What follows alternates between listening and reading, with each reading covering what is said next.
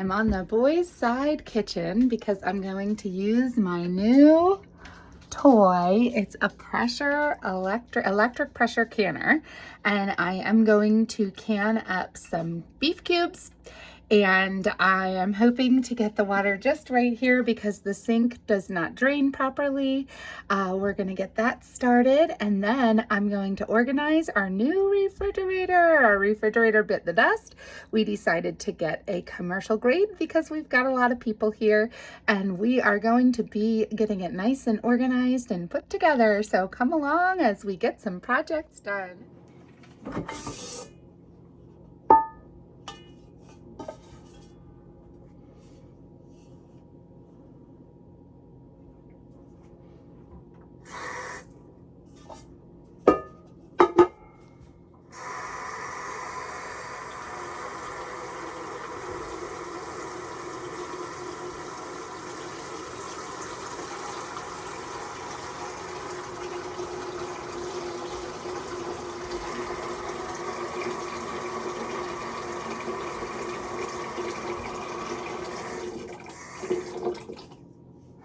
Okay, so I filled it to the fill line. It has a line inside of the insert. It's an insert very similar to the Instant Pot. So if you've used an Instant Pot before, you'll know what to do with that. And so I'm gonna put that back in. And then I'm going to clean my jars. So I've got the Presto filled with the 3 quarts of water, and you can see the fill line right there. And it's saying pressure can, which I'm thinking from reading it is okay. All right, so then I'm gonna need to put the jars in, and that's what they say, warm the jars up for 10 minutes. I am gonna be raw packing beef, so we'll see. It's been a give a mouse a muffin type of day. If you've read the book, you know what I'm talking about. Just one thing after another. I am going to quickly get the jars into the canner and get Hannah to bed. I had watched that people have left the cans in the canner overnight, and that's what I'm hoping for, because you're supposed to be able to just kind of like set it and forget it. So I'm going to put my jars in and get started.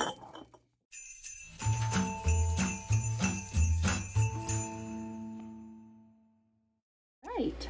I had to lay with a little one, and I had to get Hannah to bed, but we are back at it. It waited for me. That's the other good thing. I have seen a couple of pressure canning videos with the regular kinds, like the non-digital kinds, and you really have to be there the whole time. And I am not able to do that a lot because we've got a lot going on. I'm just going to bring you over to where the canner is, and you might be able to see right there it says fill jars. So we are going to lift this, and it's on venting.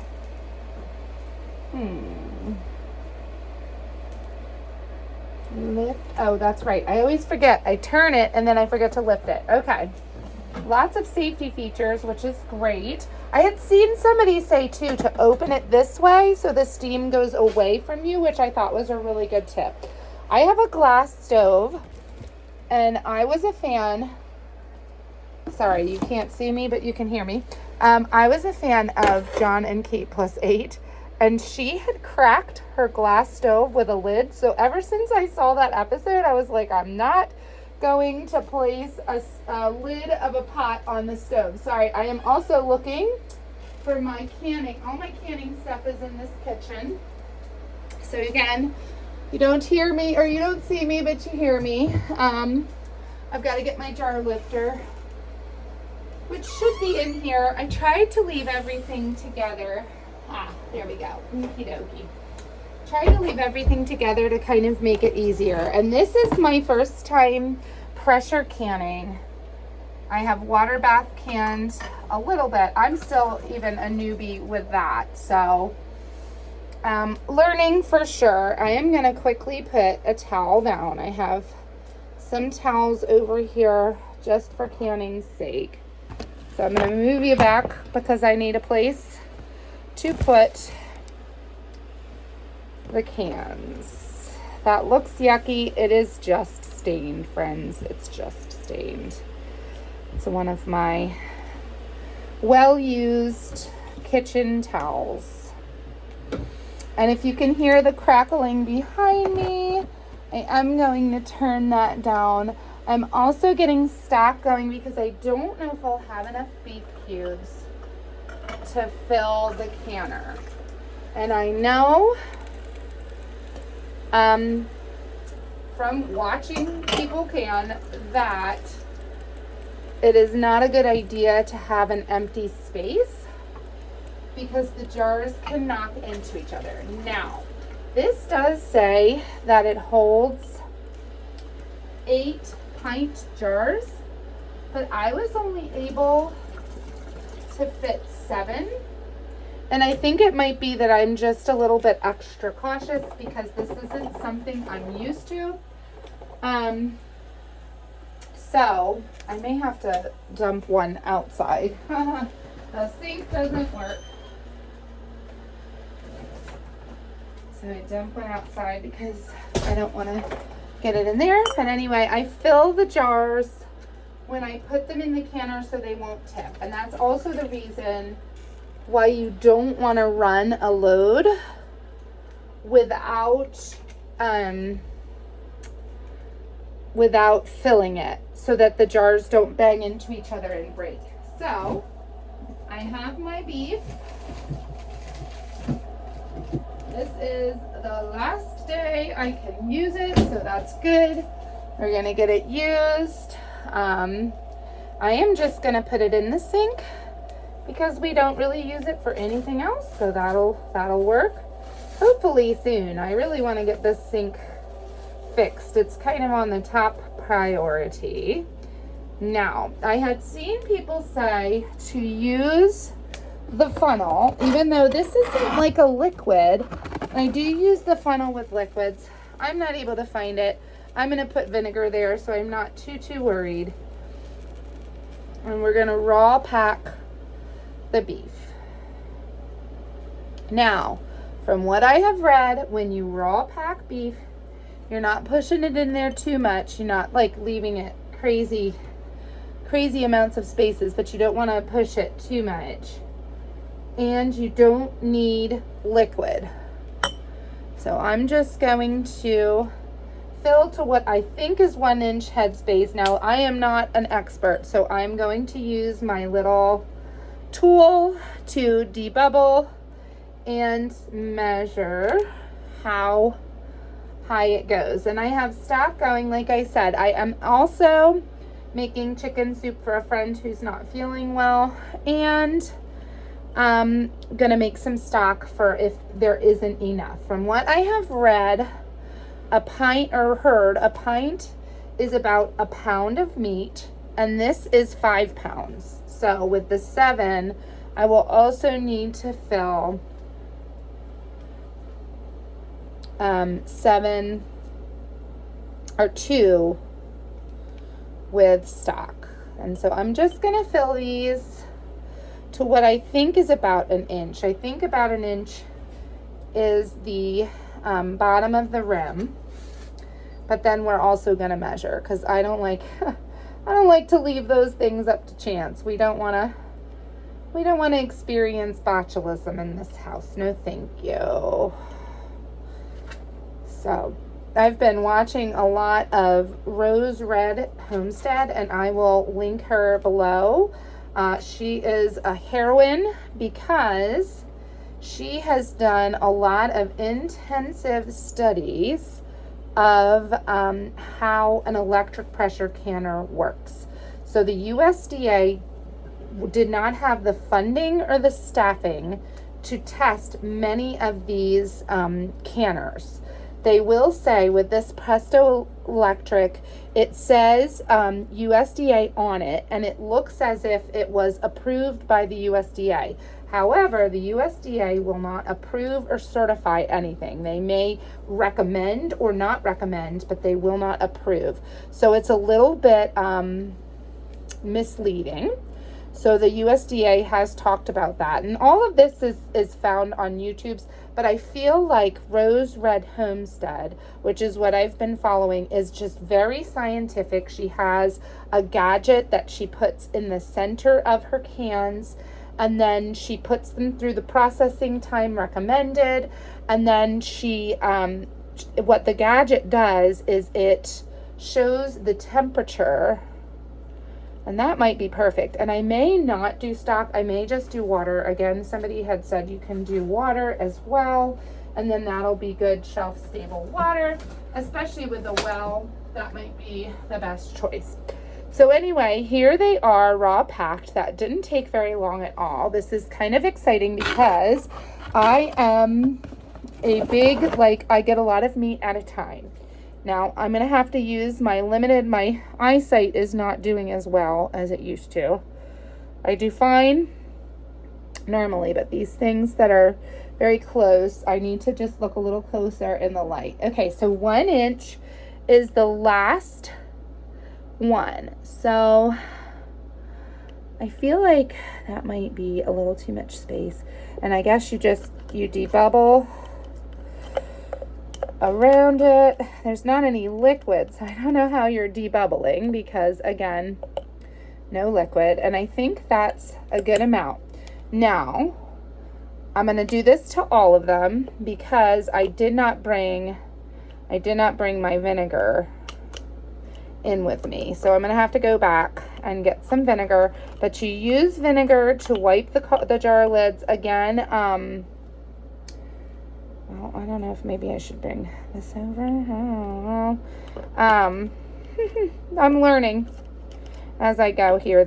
I'm definitely not an expert. I'm definitely beginner level, for sure. I'm going to see if I can just kind of rip the meat a little bit with clean hands, of course.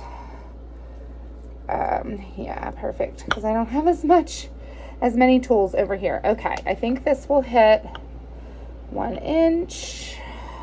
Maybe not. Maybe we could just get the other chunk.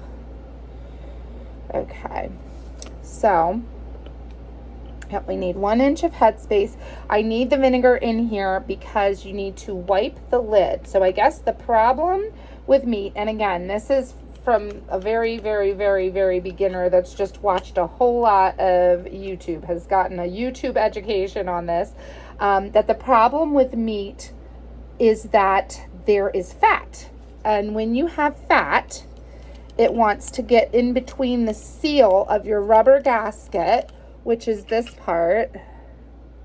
The rubber gasket is where my finger is, all the way around that orange red spot.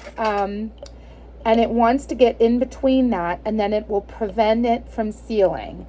And from what I understand, the sealing process is what keeps the diseases out. So you don't want the botulism to grow from spore form into, what did she call it? There's a word for it. You can watch Rose Red Homestead. She even has one on botulism. So anyway, you don't want it to grow to the form that is deadly. It's everywhere that you are. There is botulism spores. It's in everything that you're eating. You're actually probably consuming a lot of botulism spores, but you want to be careful when canning because it gives it the perfect environment to become deadly. So anyway, all right, we've got all those filled, and then I am going to run and get some vinegar, and we'll get to that. Sorry, there's lots of jars.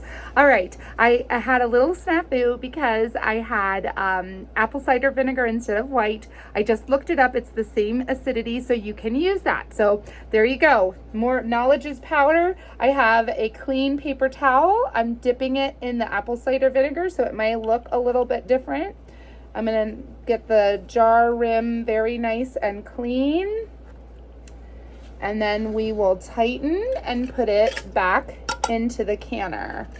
Now, the thing that is also said with canning is fingertip tight. So you don't want to really crank it down, but you don't want to leave it too loose either. So I'm going to take another corner of my paper towel. I'm going to wipe the rim. Get it really good and clean. Get a jar lid on, and then plop it in the canner. And another end. Get it good and clean.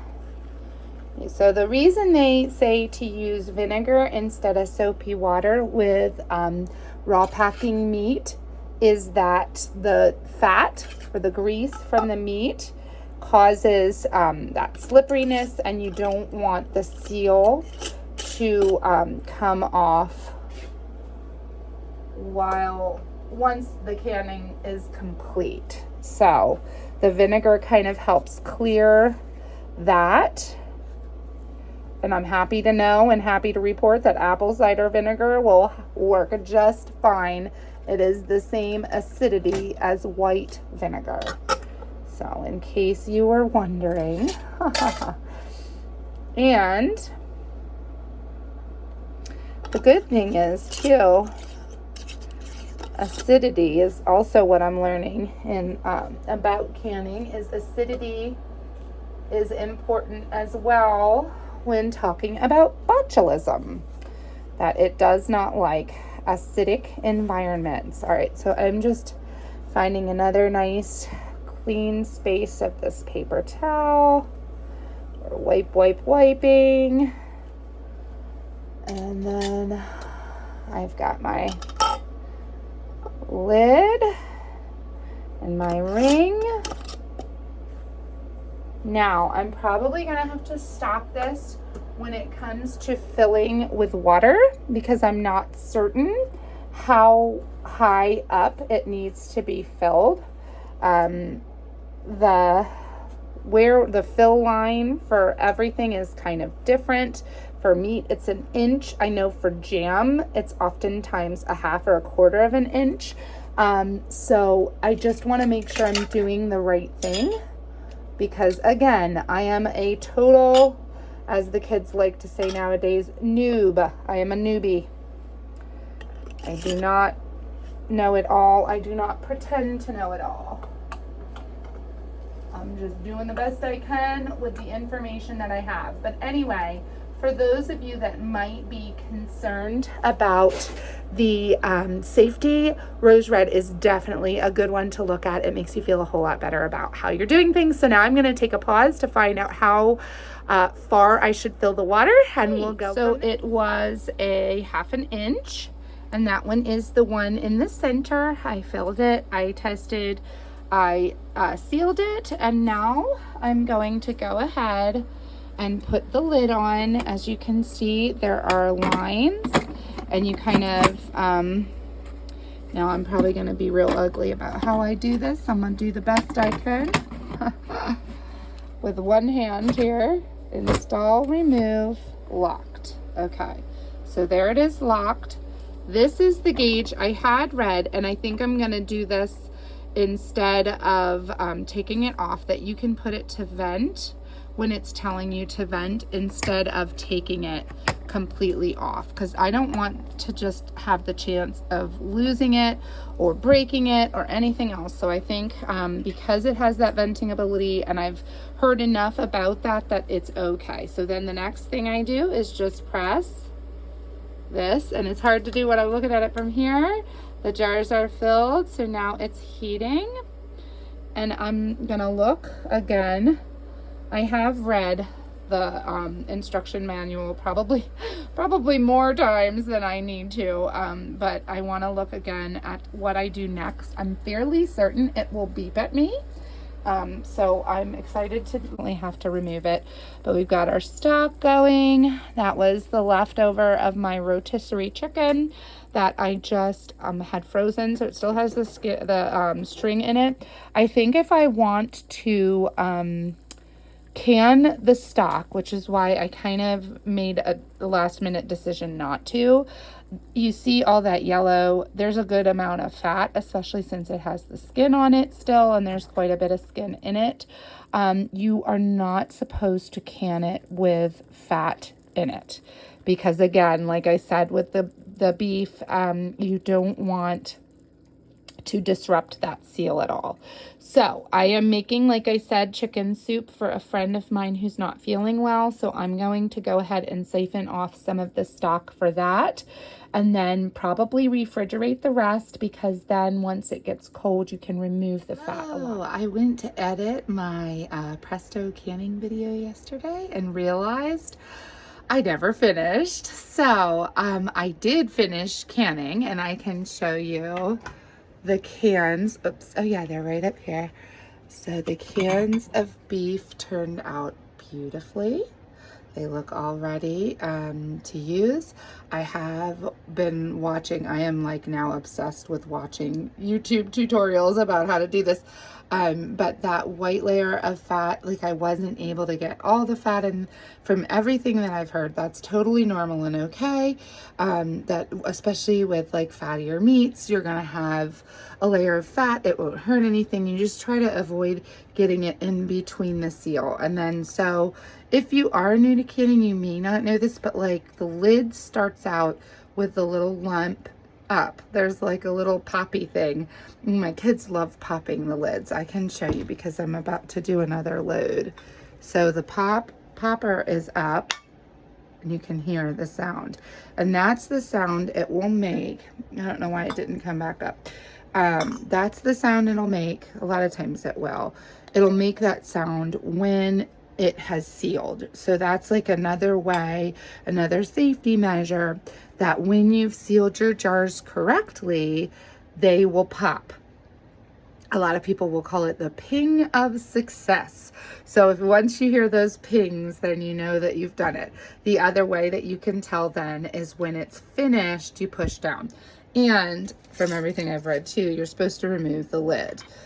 So when you lift it, you can actually lift it by that one part of the lid, and it should not come loose. It is extremely difficult to get off a well-sealed lid. You really have to work at it. And I saw one video that explained it, saying like, you break your nails, you'll break your fingernails trying to get it off. So that is the sign of a well-sealed jar, and you're supposed to, like I said, seal it without the ring. And I have a nice little storage right in this kitchen, which I think is going to become it will be our laundry, but it will also be the canning spot. So I'm going to try to keep all my canning gear together because of my little squirrel brain. It's much easier for me if everything has a place that is the same all the time. So this morning I am actually going to jar up and can my stock. So I can bring you over to the refrigerator. It is dark 30. We're up at about 5:30. I get up with Mike when he goes to work and just kind of get ready for the day. Usually I try and make my breakfast and have some coffee before kids are awake, and that kind of helps me settle.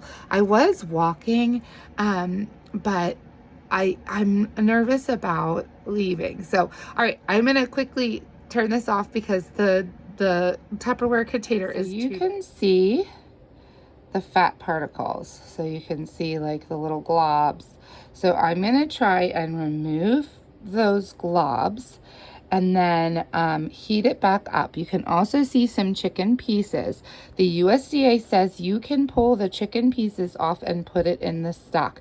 It will make no difference to the approved recipe because with canning, and this is the hardest part for me because I'm not a good recipe follower, you need to follow the recipe to a T, because if you alter ingredients, especially if they're differing acidity, if you're adding more low acid foods or less high acid foods, you can mess up the stability and the safety of that food. So you have to follow the ingredients in the recipe to a T. There are some exceptions, but I'm not at the point right yet where I can do that because I'm still very much learning. So I'm going to take a minute or two. I'm going to scoop that off. And then the next thing I'm going to do is while my jars are in the jar heating process, I am going to heat this up because everything should be the same temperature. That's another thing that I'm learning is hot to hot to hot, cold to cold to cold. If you have a hot liquid going into a cold jar or a cold liquid going into a hot jar, you can actually bust it. So we don't want to do that. And there are all of our jars waiting for. So I removed as much fat as I could. I'm going to just scoop in to my stock pot using my quart-sized jar that I'll be canning with. So I make sure that I get enough. So here's 3, and I will be having 5 is how many they say can fit in. I'm a little nervous because they had said 8 with the pint, and I was not able to get it all. I'm gonna give, that was 5. I'm gonna give about a half. Well, that is a little bit more than a half, but I just want to make it so that if any is heated off, we'll have enough. So I'm gonna retop my lid, and I probably, this is about a day or 2 old, and they say for stock in the refrigerator you have 3 days. So I will likely either do another batch of stock to can or freeze the rest. Turned it on. The other thing is getting used to the glass stove. We had what's it called? We had the gas stove, not a glass stove, but a gas stove for many years now. And the really nice thing about it, even though sometimes I even still had little incidents, is that you could tell what was on right away. So this is not the case with this stove. So I always have to make sure, especially since I'm storing a cardboard carton of mason jars on the oven, I don't want to catch that on fire. So this is the other side with my jar I just used to measure, and I'm going to wash it out again. You want to be pretty extra clean to make sure that you're not introducing any pathogens that you don't want to. So I'm going to rinse it, and then I'm going to turn this off so I can bring it to the fill line. I have to look very carefully. I always realize how low the light is when I go to fill the jar.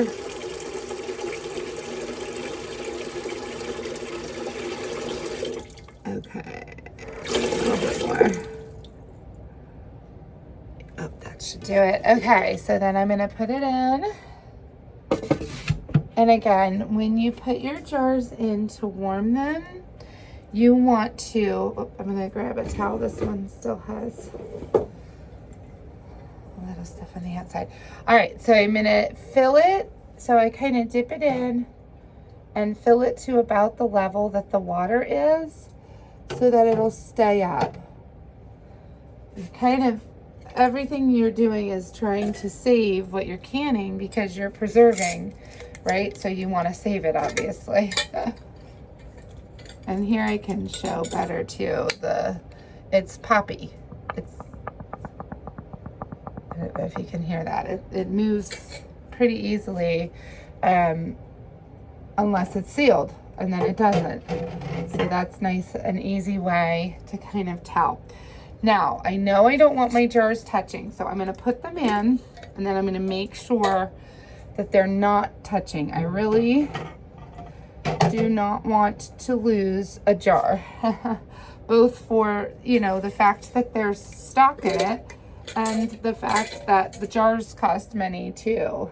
So I don't want to lose that expense. Okay, so it is looking like in order to fit 5, it should be easy to not touch. However, I think with this one, I'm going to have to fill it in the sink and then just dump one outside when it's time so that the water level in the canner doesn't change. Because I don't think I can... Oh, that isn't going to work, huh? It says 5. Let's see how this works. With the pints, you can put it in the center. Okay, this seems like they're awful close to each other. Well, we're gonna try it out, friends. We'll see if something explodes. I'm hoping we don't have any glass loss or any food loss, but here I'll show you what it looks like. It's like that, and then I'm going to place the lid again. Let's see, there it is. Now I'm gonna try and do this correctly. We have to install here and then turn. Okay, so my other pressure cooker, sorry, I've got wet fingers from washing the dishes. My pressure cooker, you go the opposite way, so I'm struggling with that a little bit because I'm used to turning the other way. Isn't that funny how we kind of get into those habits? So like I had said earlier, I'm going to put it at vent instead of removing it all the way. I've seen several videos explaining that this works exactly the same. Sorry, I got water all over this thing. It works exactly the same as taking it off, and that way there's less for my little brain to remember. So I have to look outside of the camera in order to do this, and then I need to stop because I don't know how long the pressure canning needs to go. Here it says process pints 20 minutes and quarts 25. The other thing that the USDA has recommended, this is my new clean towel, is to follow. So they have not tested this canner, but they said to follow the instructions that came with it. So the book I just showed you was the instructions that came with the canner instead of the USDA. Now I'm going to forget what I just told you. So we're going to relook. This is my brain, friends. This is my brain. All right, let's see. Fish. Pressure canning, soups and stocks, chicken stocks, quarts, 25 minutes. Set it to 25, and then I'm going to press the green button. The end jars are already inserted, so I'm going to go ahead and let that warm.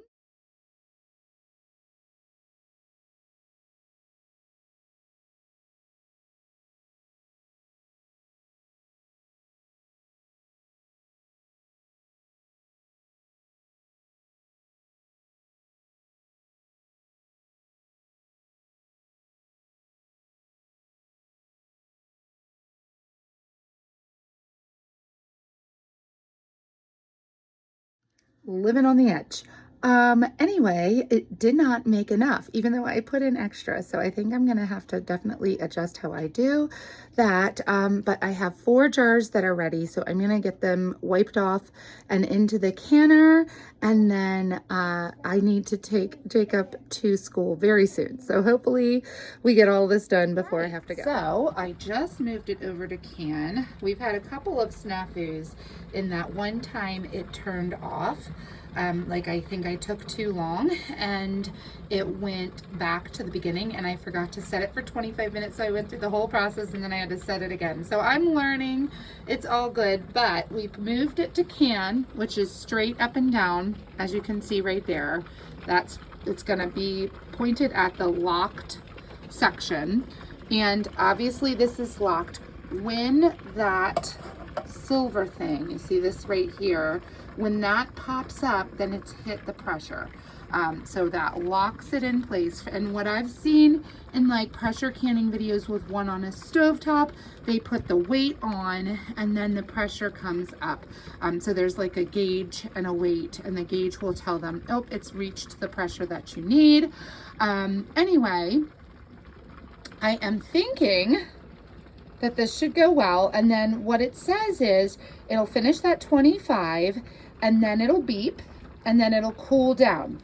Now, if you watch Rose Red Homestead, and again, I'm going to link to her channel on the description, in the description box, because she is amazing, scientist, PhD, but also does a lot of studies on these electric pressure canners, which the USDA no longer is really doing things for canning. And so she kind of took it in her own hands and does a very thorough job.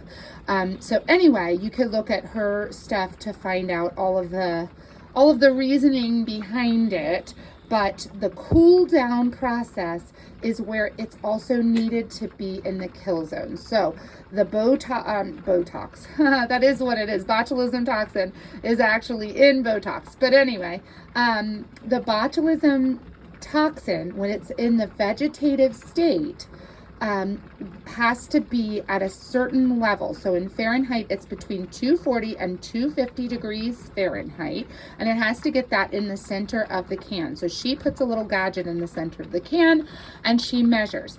From her data, a lot of what happens with this pressure canner in particular, this electrical pressure canner, a lot of what happens for that kill zone between 240 and 250 happens in the cool down process. So that is kind of like evidence why you don't want to release this. You want it to cool down naturally. Now, if you are used to using an electric pressure cooker, oftentimes what I will do, especially if I'm making rice, because otherwise it kind of burns and sticks to the bottom, is release on my own and cancel it. So this is much different. That cool down period is super duper important to kill all of the botulism. So you let it cool down naturally, and it will even do like a countdown on this screen. Once it starts to cool down and the pressure is released, it will say there's an hour left. And what it says in the manual that I showed you earlier, is that the cool down period typically takes 90 minutes. So basically give it 90 minutes. Now we're on the cool phase. I think we're getting there, and it happened exactly at 25 minutes. So I think it starts counting down as soon as pressure comes up. It's done. Woohoo! This is the first time. The last time I had it in here, so that was able to turn. That's like a safety feature. This would be up if it was pressurized. So it's able to turn and unlock because it's not. And then I always have to remember which way. Okay. And then I've seen people say to go like that so the steam doesn't go on your face. And then I've got my little jar lifter that I'll use. Oh dear. Oh dear me. Sorry. I dropped a jar. All right. So I use my jar lifter and we'll see how this worked. And I'm fairly certain most recipes call for you to, and there's my towel waiting, along with my vinegar used to wipe the jar lids. You wait at least 12 hours